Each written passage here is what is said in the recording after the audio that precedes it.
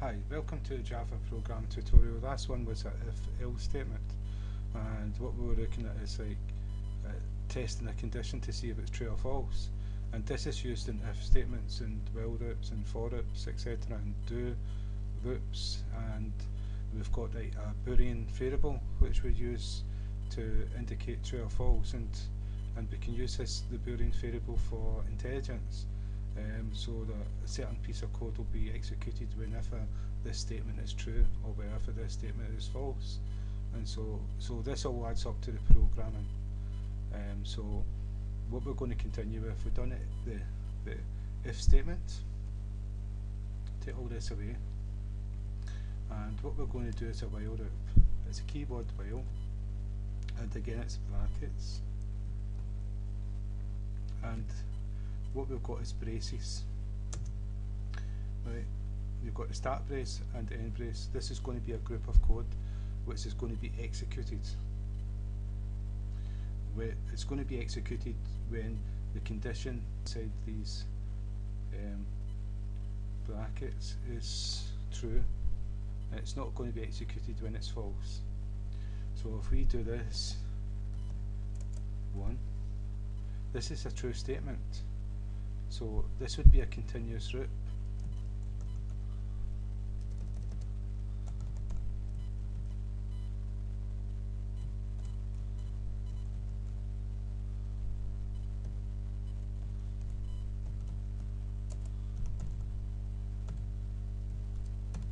Right, continuous loop, and what we'll do is new line so you can see end L. It's very easy to type out the print stuff to screen and the type out stuff to come in from the console.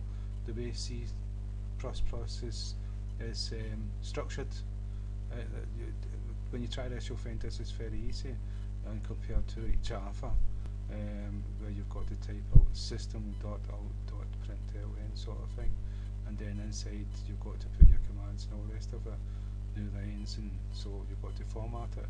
This is much easier, and you enjoy it because of it. So what we're going to do is we're going to run this program. This is true, so it's going to just loop. And so if I run the program, it's run. So I'm waiting, but look, it's just continuously looping. If I can lift this up a little bit, you'll see it.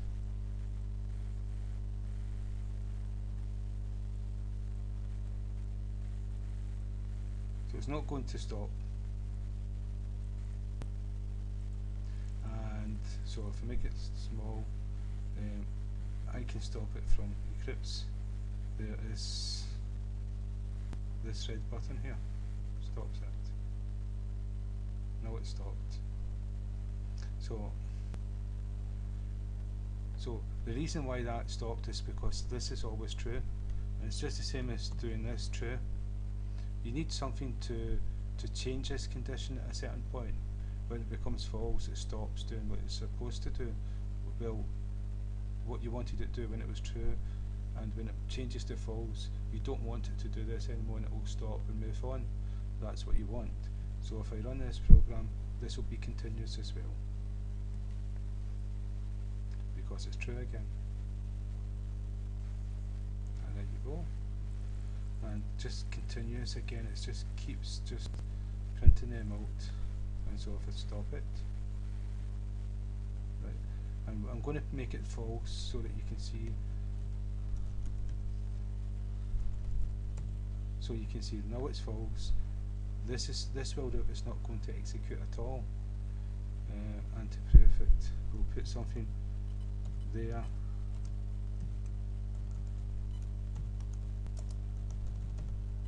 Outside loop. And so if I just run the program, yes, I'm just waiting. Yeah, it's let's see, what did I do wrong? This is well, yeah, it's 2 of these.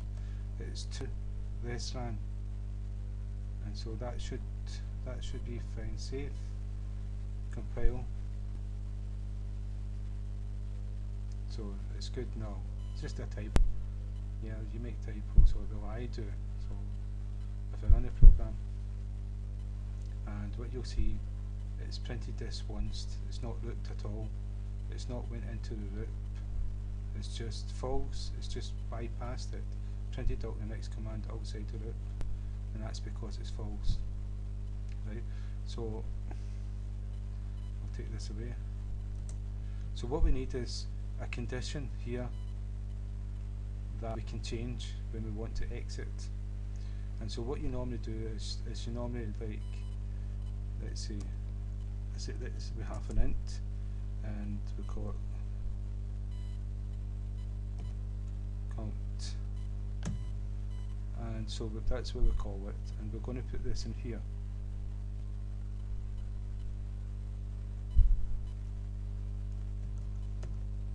Right.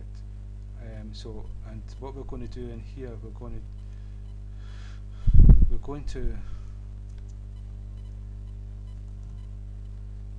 I'm going to show you increment and decrement later on, but before we do that, I'm going to say count equals count plus 1, and we're going to start count off at 0. So, and in here we're going to say, we're going to start it off as 1, right? And we're going to say if 1 is equal to 1, so we've got a condition here, if count, which is 1, is equal to 1, then that's true, equal to or greater than 1. Right, so if it's equal to 1, it's true. If it's greater than 1, it's true. Yeah, it's going to continue to loop, right? And so, let's see, it's less than. That's it there. Right. So we've got a condition. If count, which is 1, is less than 10, which is true, come into the loop, and what it does when it comes into the loop, it adds 1 to count, so count becomes 2. This is what this statement is, equals 2, and so it'll print out, and it'll keep looping and keep adding 1 to count. Well, it's not count, it's, I'll put an N in here.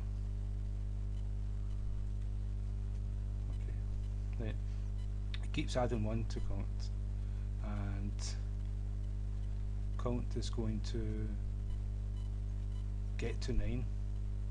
It'll add 1 to it, become 10. When it becomes 10 and comes here, this statement becomes false, because count is not less than 10, it's actually equal to 10, and so it doesn't loop. And so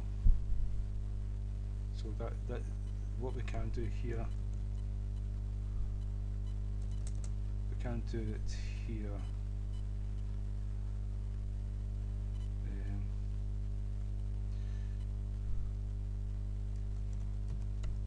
Print out, we can print out counts, and let's run the program, see what happens.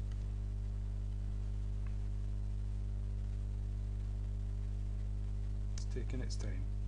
Right, that's it finished, and if I make it big, it's started at 2, 3, 4, 5, 6, 7, 8, 9, 10.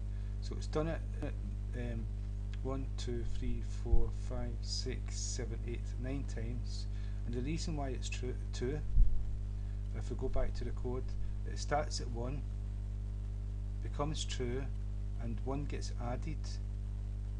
1 gets added to count, and then it gets printed out. So that becomes 2. If we change this order, if we put this after the print statement, you'll see it starts at 1 to 9. Run the program.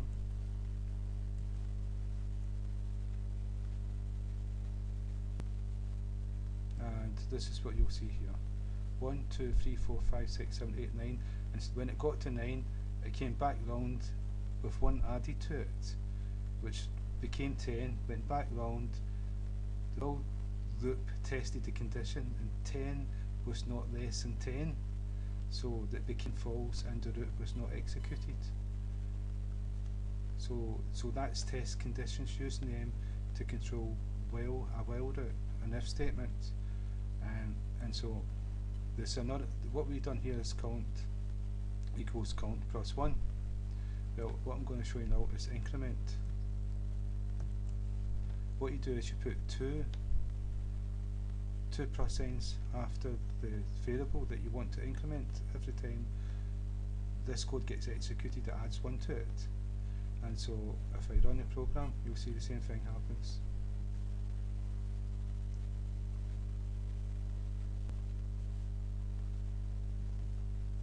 One, two, three, four, five, six. This is the exact same as saying count equals count plus 1. And so you can also do it with minus. Minus will actually take 1 away all the time, so it'll start at 10 and go into 0, but we wanted to add. And so that's a while loop. We'll go deeper into while loops, if statements. So I hope that's helped, and thank you for your time.